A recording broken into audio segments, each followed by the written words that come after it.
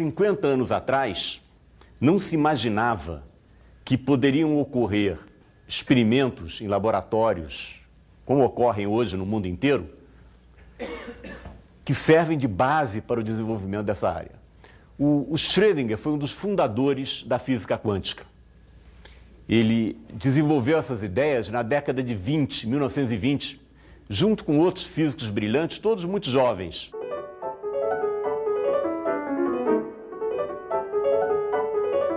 De fato, a física quântica é a base do transistor, que é a base da computação, tal como nós conhecemos hoje em dia.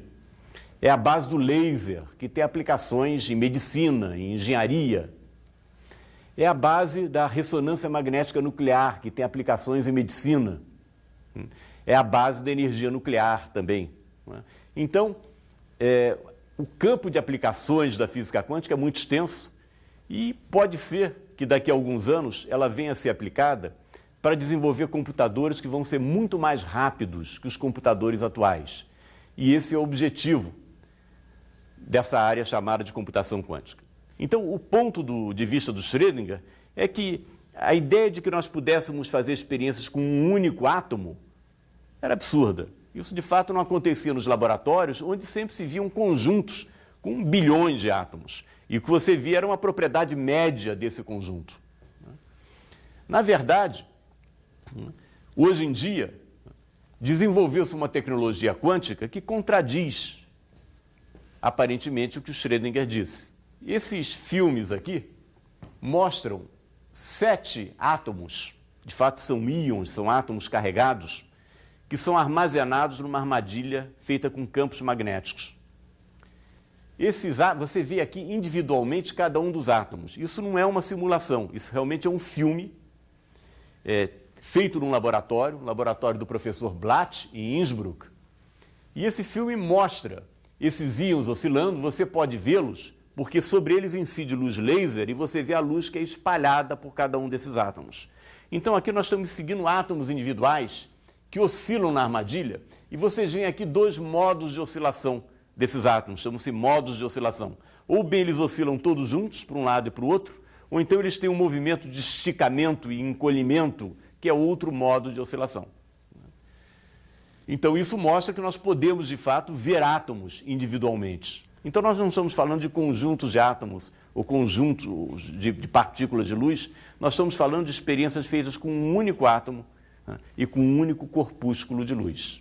Então esse desenvolvimento do que se convencionou chamar de tecnologia quântica é uma das motivações dessa área de computação quântica. De fato, é mais até que uma motivação, é essa habilidade desenvolvida em vários laboratórios por cientistas que realmente não se preocupam muito com aplicações.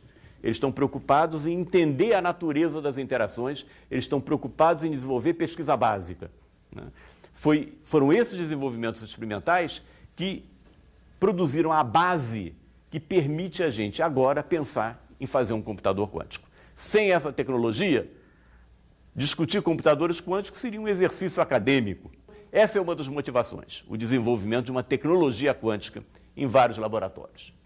A outra motivação tem a ver com os limites da computação clássica e tem a ver com uma lei chamada Lei de Moore. Moore está aqui, ele foi um dos fundadores da Intel.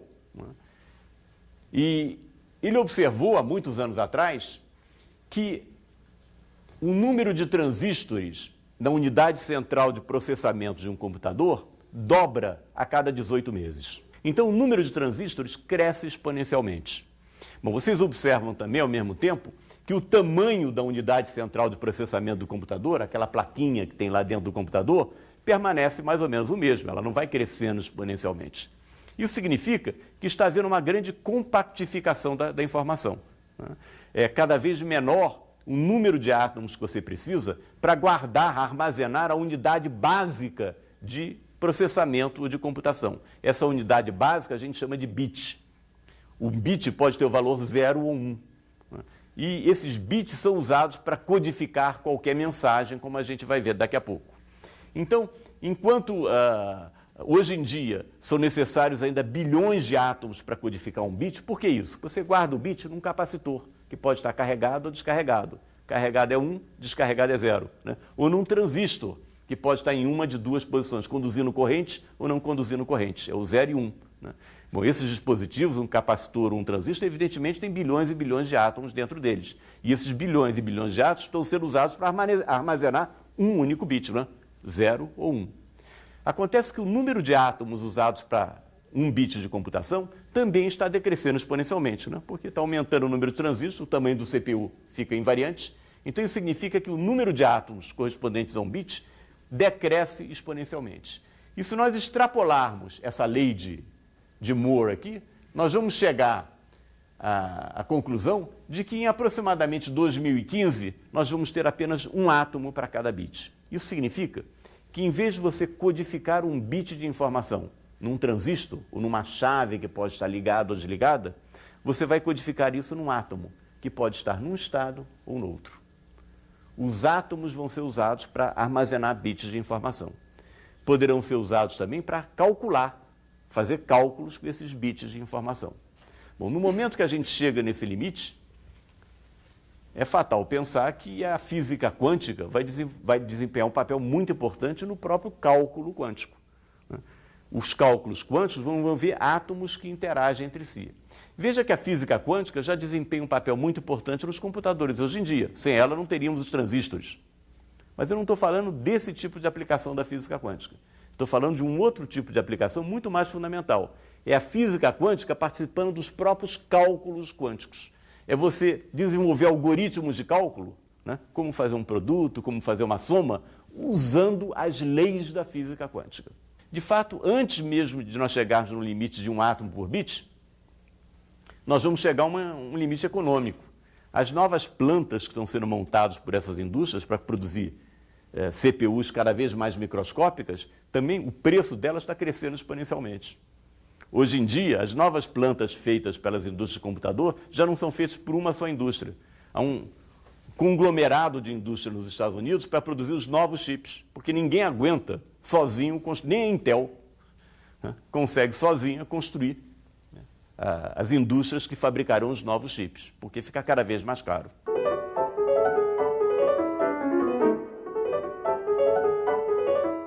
Há outras motivações para o desenvolvimento da computação quântica, e uma delas está ligada ao problema da fatoração.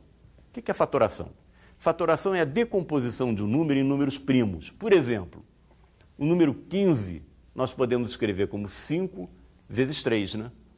À medida que cresce o número, fica cada vez mais difícil decompô-lo em números primos. Na verdade, de fato, o melhor algoritmo de fatoração conhecido hoje em dia, o tempo de computação, cresce exponencialmente com o comprimento do número. Isso significa que números grandes ficam muito difíceis de fatorar.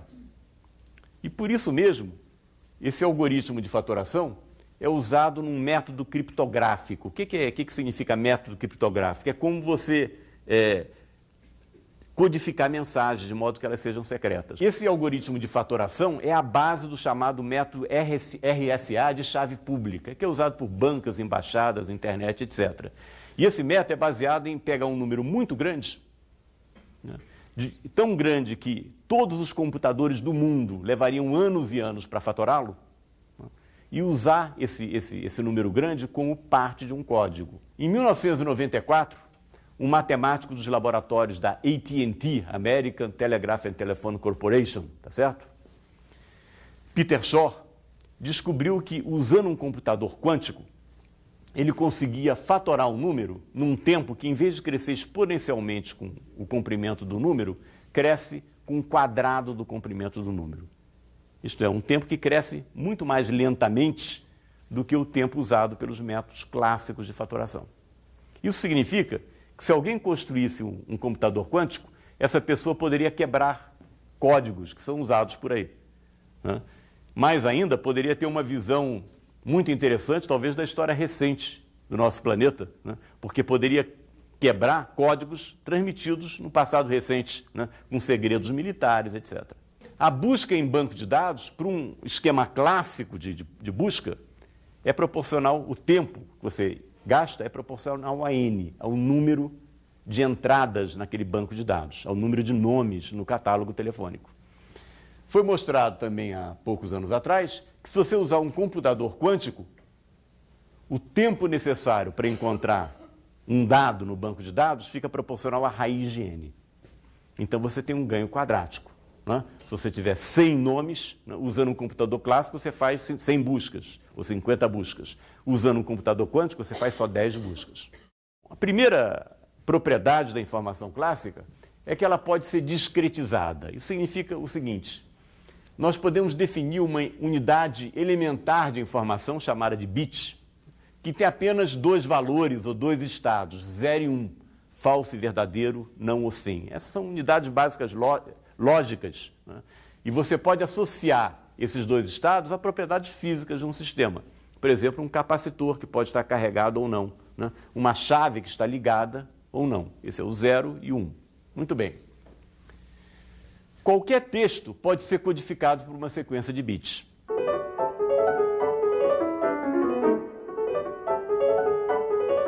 Isso mostra que a informação clássica, em princípio, você pode copiar, você pode digitalizá-la, né, e guardar num computador, tá certo? Sem problema.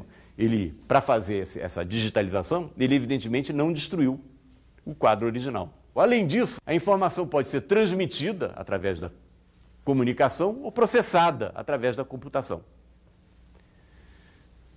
A informação pode também ser quantificada. Isso foi feito em 1948 pelo Shannon, que conseguiu inventar uma maneira de medir a quantidade de informação. Por exemplo, numa mensagem, tá certo? Então dá para quantificar a informação. Então a informação é física, ela precisa de um meio para ser gerada ou impressa, né? E ela obedece leis da física. Por exemplo, não é possível transmitir a informação mais rápido do que a velocidade da luz. É uma lei fundamental da física, né? Então, a informação satisfaz leis da física. E esse é um conceito que é extremamente útil para a computação quântica. Associar a informação a meios físicos. O Einstein e o Planck mostraram que a luz, ao contrário do que se pensava anteriormente, não é simplesmente uma onda. Ela é constituída de corpúsculos e a energia desses corpúsculos é proporcional a essa frequência, essa vibração da luz.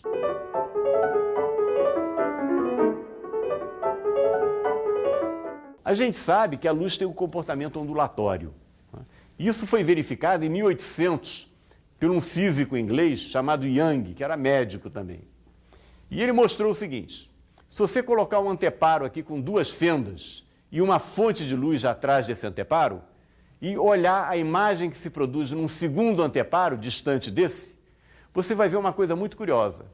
Você vai ver aqui um conjunto de franjas de interferência. Em outras palavras, aparecem franjas claras e escuras. Nós podemos considerar que essa luz que está sendo produzida por esse emissor, que é uma onda, atinge cada uma dessas aberturas, e aí na saída dessa abertura nós vamos ter ondas que saem de cada uma dessas aberturas. E aí o que acontece com essas ondas? Exatamente como ondas de água, uma das ondas interfere com a outra. De tal forma que, nessas regiões escuras, o máximo de uma das ondas coincide com o mínimo da outra. Então elas se cancelam e disso resulta sombra. Então essa experiência mostra claramente o caráter ondulatório da luz. E não foi à toa que, a partir dessa experiência, até o início do século XX, as pessoas consideravam como certíssimo, tá certo? Sem discussão, que a luz era uma onda. Aí apareceu o Planck e o Einstein para atrapalhar essa ideia, tá certo? Dizendo que a luz tinha um comportamento corpuscular também, que a luz era constituída de corpúsculos. Bom, essa história que se complicou mais ainda com a contribuição do De Broglie, que na sua tese de doutorado, em 1923, estendeu essa dualidade onda-partícula para partículas subatômicas, como os elétrons. Então, não só a luz pode ser onda e corpúsculo, como os átomos e os elétrons também podem ser onda e corpúsculo. Será que seria possível produzir interferências de átomos, como a gente fez com a luz? Será que, se a gente mandar átomos sobre uma espécie de anteparo que possui 2 fendas, vão se produzir também regiões claras e escuras? O que significa isso, se a gente pensar em termos de átomos? Essa demonstração, feita poucos anos atrás na Universidade de Tóquio, mostrou que átomos também têm um comportamento ondulatório e que você pode fazer uma experiência de interferência com átomos da mesma forma que faz com a luz. Como é que, então, a gente concilia o caráter ondulatório com o caráter corpuscular? Uma primeira ideia que a gente poderia ter é a seguinte: olha, de repente o átomo está chegando no anteparo, ele passa por uma fenda ou por outra, né? E de alguma forma, ao passar por essa fenda, ele percebe que a outra está aberta, de alguma maneira, né? E aí não aterriza em alguns pontos do anteparo. É interessante, se a gente repetir essa experiência com átomos ou luz, fechando uma das fendas, deixando só uma fenda aberta, sabe o que acontece? Some a figura de interferência. Não tem mais franja clara e escura. Então, se a gente pensar que cada átomo está passando por uma fenda ou por outra, a gente vai ter que pensar que esse átomo, de alguma forma, passando por essa fenda, percebe que a outra está aberta. É como se ele soubesse que a outra está aberta ou fechada. Se ela estiver fechada, ele aterriza em qualquer ponto do anteparo. Se ela estiver aberta, tem certas regiões onde ele não aterriza, porque aí é interferência. De fato, se a gente considerar que o átomo passa por uma fenda ou outra, fica difícil explicar essa figura de interferência. Como é que o átomo, ao passar por essa fenda, vai saber que a outra está aberta? Parece até uma informação não local para o átomo, né? E hoje em dia, acreditem, a física quântica diz que, de fato, quando o átomo passa pelo anteparo, a onda associada a ele passa pelas duas fendas ao mesmo tempo.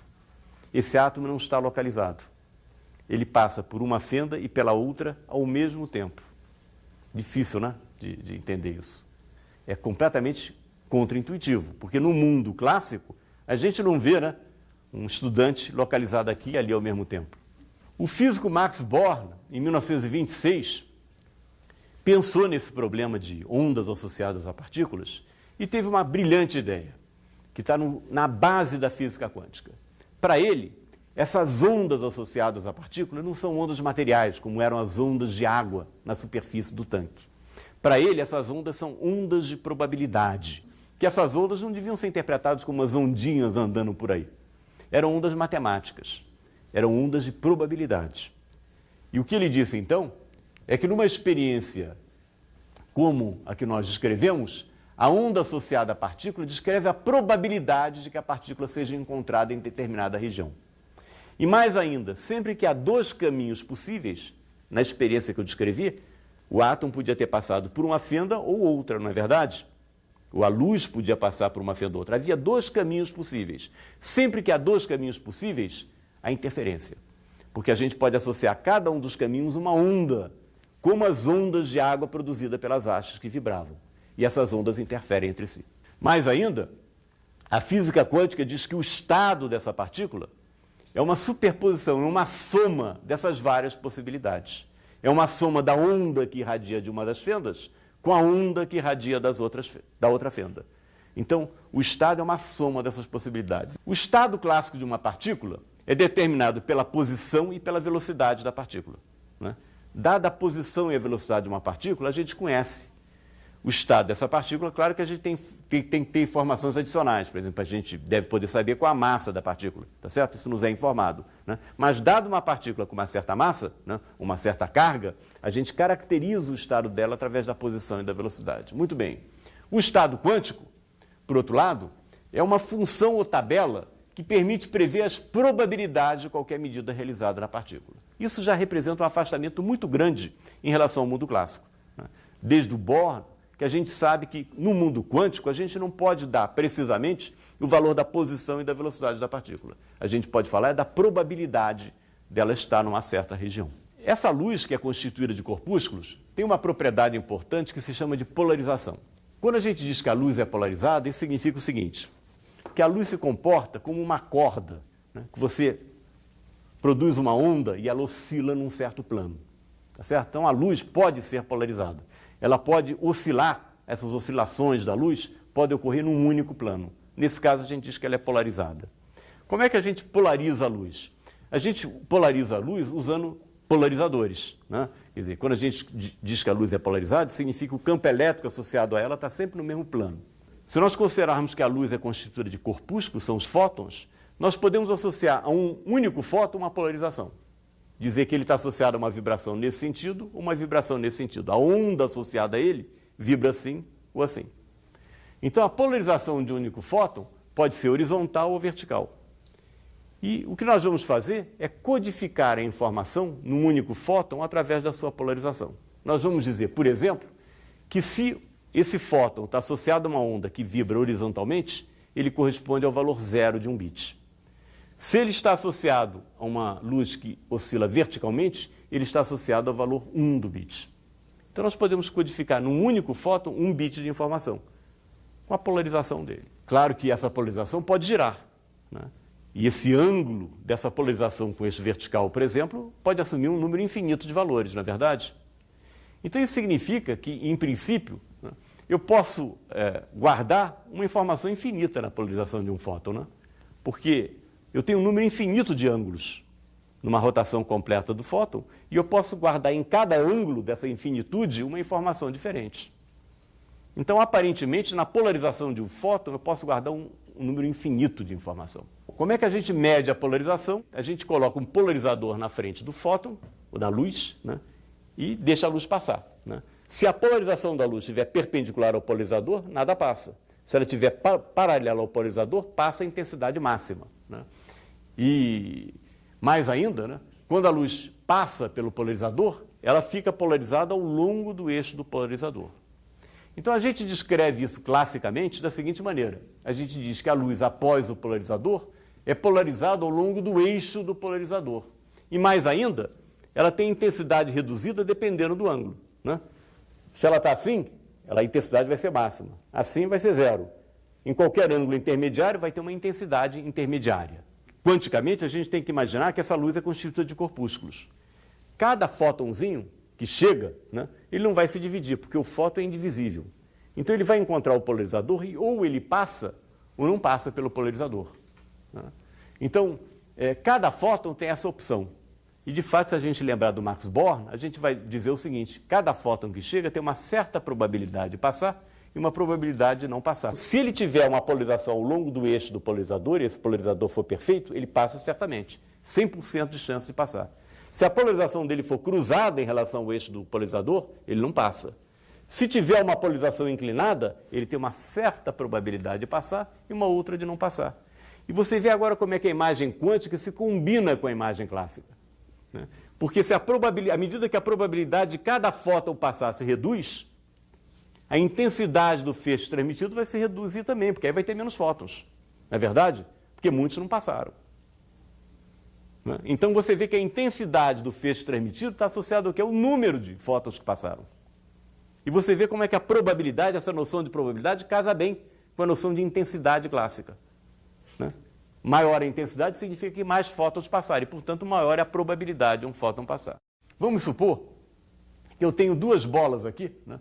Uma azul, a outra branca, né? E eu boto essas bolas em duas caixas, tá certo? Numa caixa eu boto uma bola, na outra caixa eu boto outra bola. Muito bem. Em seguida, eu mando essas caixas para dois pesquisadores, né? João e Maria, tá certo? Eles recebem a caixa e não sabem, cada um deles não sabe qual a cor da bola que está consigo, né? E recebeu a caixa fechada. Digamos agora que o João abre a sua caixa e descobre que a bola é azul, né? Claro que ele vai saber que a bola da Maria é branca. De modo que, se ela abrir a sua caixa, ela vai ver que a bola é branca. Tá certo? Não há nenhum mistério nisso, tá?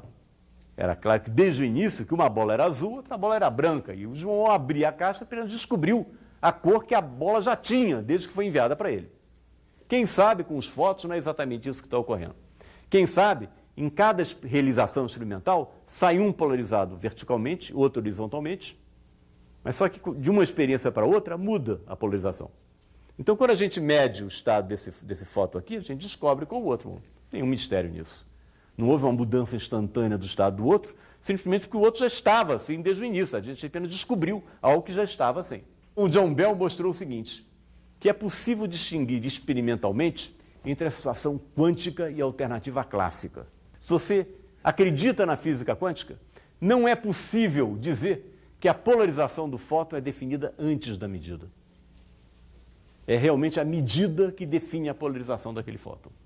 Ele mostrou que, se você acreditar que o fóton já vem com uma polarização pré-determinada que você descobre ao medir, você chega a resultados que são diferentes dos resultados da física clássica, sob certas correlações entre essas polarizações. E isso pode ser determinado experimentalmente. O resultado experimental confirma que as polarizações não são definidas antes da medida.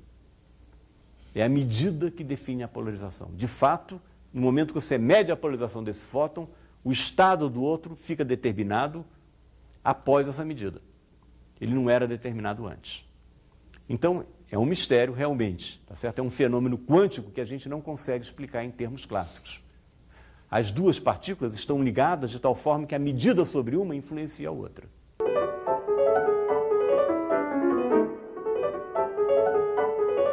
De onde vem a vantagem do computador quântico? Eu falei para vocês aqui sobre essa propriedade intrigante do mundo quântico, né, onde objetos podem estar em duas posições ao mesmo tempo. Se lembram? Né? Estados que são somas de ondas, né, localizadas, né? Partículas, como o átomo, naquela experiência de interferência, que passa por uma fenda e outra ao mesmo tempo. Esse efeito é fundamental num computador quântico. Enquanto num computador clássico você coloca entradas no computador, liga lá o botãozinho, roda a manivela, né, e saem as saídas, o resultado de um cálculo, você faz isso sequencialmente. Né? Você bota um número, vê qual é o resultado, bota outro número, vê o resultado.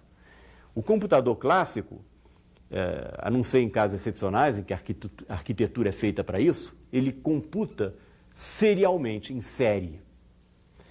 Num computador quântico, você pode construir um estado que seja uma soma, exatamente como o estado do átomo, né, de todas as entradas possíveis. É um estado quântico. Você não sabe qual o estado em que está cada fóton. Né? Você sabe o estado do conjunto. Tendo um estado desse tipo, você pode aplicar agora a sua operação de computação nesse estado. O que significa o quê? Que você vai computar simultaneamente com todas essas entradas. O computador quântico é um computador em paralelo por excelência. Ele faz o cálculo sobre todas as entradas possíveis simultaneamente. Bom, além disso, a solução do problema é obtida através de medidas realizadas sobre o sistema, né? Como a experiência de interferência de Young. Né? O átomo está numa superposição de posições distintas. No entanto, você vê aquela figura de interferência sobre o anteparo.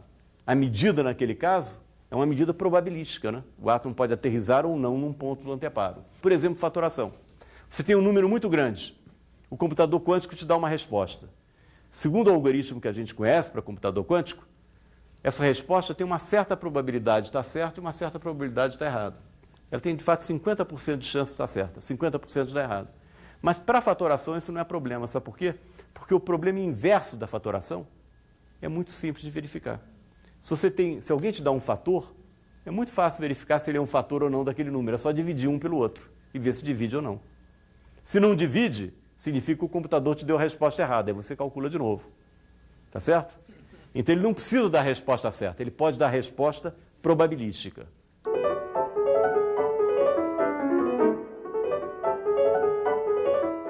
O primeiro desafio é encontrar sistemas físicos, chamado hardware, que possam realizar as operações lógicas necessárias com ruído desprezível. O segundo desafio é encontrar novos algoritmos quânticos, o software dos computadores quânticos. Eu dei exemplo aí de dois tipos de algoritmo, né? Fatoração e busca em banco de dados. Há outros que têm sido propostos e certamente há gente aí procurando mais outros que possam ser interessantes para utilização com computador quântico.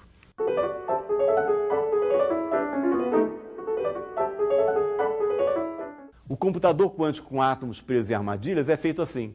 Cada um desses átomos pode estar em um de dois estados, mais excitado ou menos excitado, seria o 0 e 1. Ou então eles podem estar, característica do mundo quântico, numa superposição de 0 e 1. O átomo está nos dois estados ao mesmo tempo. Né? Se você tem uma coleção de átomos, cada um deles pode ficar nessa superposição. Né? E você usa a vibração do conjunto para transmitir informação sobre o estado de um átomo para outro átomo. Então, a vibração do conjunto de átomos é o barramento do computador. Outros sistemas são pontos quânticos, eu não vou entrar no detalhe disso, materiais supercondutores, ressonância magnética nuclear. Isso é interessante. Isso aqui é um tubo de ensaio com moléculas dentro. E a informação é guardada numa propriedade quântica desses átomos que compõem a molécula, que se chama spin. O spin é um vetorzinho que você associa a cada átomo e que seria classicamente associado à rotação dos elétrons desse átomo em torno de um eixo. Tá certo? Então esse é o spin. O spin pode estar para cima ou para baixo. Então é 0 e 1. Você pode guardar a informação nesses spins da molécula. Outro sistema que está sendo muito investigado e com bastante investimento em cima dele é o silício com impurezas, E, novamente, essas impurezas são os bits elementares e você comunica um com o outro através de campos eletromagnéticos aplicados no silício. Tem uma pergunta aí sobre o teletransporte. Ainda que ele fosse possível, eu teria que trafegar a informação de um ponto a outro. E eu não posso fazer isso com velocidade acima da velocidade da luz. Ou seja, então, o teletransporte estaria também limitado a essa velocidade. Né? Isso mesmo. Isso, de certa forma, faz com que ele não tenha nenhum interesse prático, né? Porque talvez fosse mais interessante eu aprender a me mover à velocidade da luz, porque aí eu jogo no lixo toda a possibilidade de erro na reconstrução. Verdade, isso. Ele tem um interesse prático. Sabe qual é o interesse prático? É transportar informação quântica num computador de uma região do espaço para outra. Você faz isso usando o teletransporte. Então, e aí funciona. Você está teletransportando uma informação elementar, que é uma superposição determinada dos estados 0 e 1. E você transfere aquilo de um sítio para outro. E você tem que fazer isso através de um mecanismo como o da teleportação, para guardar as características quânticas. Então, de fato, essa é a grande aplicação da teleportação, a transmissão de informação dentro de um computador quântico. Eu gostaria que o senhor comentasse, parece que numa revista apareceu lá na capa a figura de um ser humano lá, né? Todo meio ondulado assim, né? E falando, a pessoa seria uma probabilidade de um estado da matéria, alguma coisa assim. Eu não sei exatamente qual é o conteúdo dessa matéria, tá certo? Mas isso pode estar relacionado com um comentário que eu fiz sobre o fato de que eu mencionei aqui que nós não encontramos no mundo macroscópico, né, estados como aqueles que a gente observa no mundo microscópico, né, um átomo que pode estar em 2 lugares ao mesmo tempo. A questão que aparece é por que isso não ocorre. Né? Em 1935, o Schrödinger publicou um trabalho que ficou famoso, em que ele propõe um paradoxo, que é o paradoxo chamado gato de Schrödinger, em que ele mostra que a existência de superposições do tipo que eu mencionei no mundo microscópico levariam, inevitavelmente, segundo ele, à existência de superposições desse tipo no mundo macroscópico. E ele dá um exemplo de como é que isso poderia ser, essa conexão entre os dois mundos poderia ser feita. Suponha, né, eu espero que não tenha ninguém aqui da Sociedade Protetora de Animais, certo? Caso contrário eu poderia ter problemas. Né? Suponha que você tem um gato, né, numa gaiola hermeticamente fechada. Né? Esse gato está vivo, né? E dentro dessa gaiola tem um átomo que pode decair ou não, um átomo radioativo, tá certo? Se o átomo decai, se o átomo não decai, o gato fica lá numa boa. Né? Se o átomo decai, o produto do decaimento dele, a partícula que sai, tá certo? Radioativa, né? É detectada por um detetor de partículas.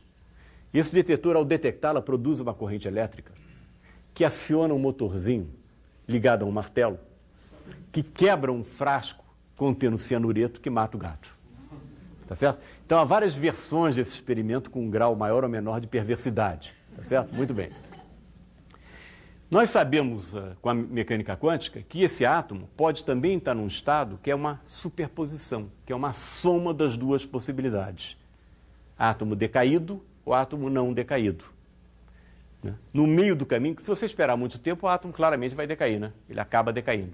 No iniciozinho, se você olhar logo, a chance dele ter decaído é muito pequena. Mas à medida que passa o tempo, instantes intermediários, você vai ter uma certa probabilidade dele ter decaído e uma probabilidade dele não ter decaído. De fato, de acordo com essas ideias da física quântica, estranhas, né? Aquele átomo, no mundo que vive no mundo microscópico, vai estar numa superposição das duas possibilidades, o átomo decaído com o átomo não decaído. Mas o átomo não decaído corresponde ao gato vivo. O átomo decaído corresponde ao gato morto. Então isso significa, como essa informação se transmite ao gato, que o gato também estará num instante intermediário numa superposição de gato vivo e gato morto. Ele não está nem morto nem vivo, está numa superposição. Bom, o fato de ele estar numa superposição tem uma implicação trivial, que é a seguinte: se você abrir a gaiola e olhar o estado do gato, que você vai ver? Ou morto ou vivo, né? Se a gente abre a cavidade, isso é equivalente a fazer uma experiência de medir por qual fenda passou o átomo. O que a gente vai descobrir é que o gato está vivo ou morto. No entanto, em analogia com o que acontece no mundo quântico, é princípio impossível, em princípio, fazer uma experiência que demonstra a interferência entre o gato vivo e o gato morto, que é a experiência complementar. Nesse caso, não dá para abrir a caixa, né? Se a gente abre a caixa, a gente localiza o gato. Tem que fazer uma outra experiência. Essa experiência seria equivalente a passar um ratinho quântico pela cavidade, né?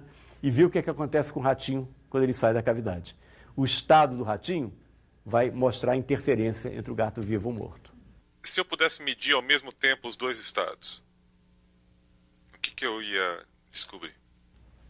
Eu vou dar uma resposta que vai envolver uma outra consideração só para problematizar até mais essa questão, tá certo? E para mostrar que essa questão até vai além de uma questão clássica, ela é bastante sutil, tá certo? Então, olha só. Você diz o seguinte, digamos que a gente meça simultaneamente o fóton aqui e o fóton ali, tá certo? A Alice e o Bob medem os fótons simultaneamente. Eu tinha mencionado antes que a Alice media o fóton dela, projetava o estado do outro num estado, né? E depois o Bob media e confirmava, eles comparavam, tá certo? Bom, digamos que você aqui nesse auditório veja essa sequência. A Alice está medindo ali e depois o Bob mede. Essas medidas são feitas sem correlação causal entre elas, tá certo? Porque o Bob pode fazer uma medida antes de dar tempo da velocidade da luz de uma informação luminosa chegar até ele, não é isso? Então, a gente sabe da relatividade que o conceito de simultaneidade é relativo, tá certo? Quando não há relação causal entre dois eventos. Então, aqui na sala, a Alice mede primeiro e o Bob mede depois, tá certo? Digamos que eu passo agora para um outro referencial, estou num foguete, tá certo? Eu estou acompanhando essa experiência, né? Estou andando no foguete rapidíssimo, certo? Então, sabe o que eu vou poder ver nesse foguete? Eu vou poder ver o Bob medir antes da Alice. Porque esses eventos que não são relacionados causalmente, a ordem deles vai depender do referencial. Isso é uma ideia da relatividade, não é nem da mecânica quântica, mas é uma ideia muito curiosa, da relatividade da simultaneidade. Então, em particular, eventos que são simultâneos num referencial, se eles medirem simultaneamente no referencial, basta me deslocar em relação a esse referencial, o evento não vai ser mais simultâneo. Tá certo? O que mostra como é importante entender que a única maneira deles perceberem que há uma correlação quântica entre as medidas é comparar essas medidas depois no mesmo ponto do espaço. Se a gente interpretar isso de maneira ingênua, como acontece muitas vezes, que a medida da Alice aqui projeta o estado do Bob, nós vamos ter problemas, porque se a gente mudar de referencial, a gente vai ver o estado ser projetado antes da Alice medir, né? Tá certo? Então, essa ideia de projeção do estado, que é muito difundida por aí, é uma ideia pictórica que não pode ser levada muito a sério. O que a física quântica prevê são as correlações entre as medidas de Alice e de Bob. Para testar a física quântica, a Alice tem que medir aqui, o Bob tem que medir ali, eles têm que comparar as medidas. E se eles medem simultaneamente, a Alice mede antes de Bob, o Bob, não importa, porque esse é um conceito que depende do referencial. Hoje nós podemos perceber que os dispositivos estão cada vez mais minimizados, né? Uhum. A quântica, ela vai entrar como nisso? Ela vai ser um complemento do que já tem hoje, ou ela vai ser uma revolução, assim como foi o transistor para a válvula?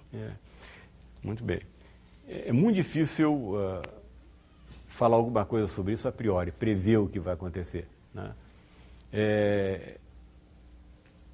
É possível, no entanto, que haja uma revolução, tá certo? Uma revolução tão ou mais importante quanto foi a revolução do transistor, né?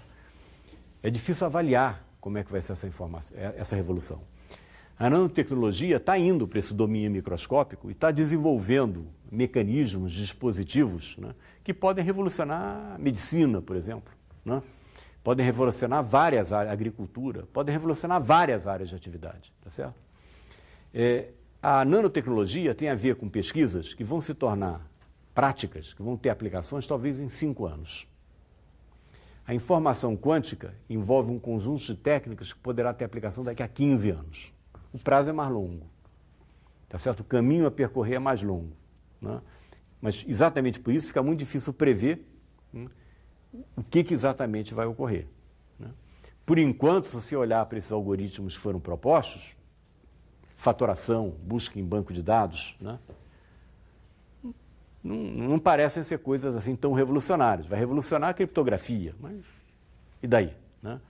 Mas a nossa experiência é que muitas vezes você mira numa direção e acerta noutra, quando você faz pesquisa básica. E eu acredito, em função disso, em função do que eu conheço de história da ciência, que essas novas tecnologias que estão sendo geradas em laboratórios, em pesquisa fundamental, eu acho que vão ter repercussões extremamente importantes na nossa vida. Não sei bem ainda quais vão ser.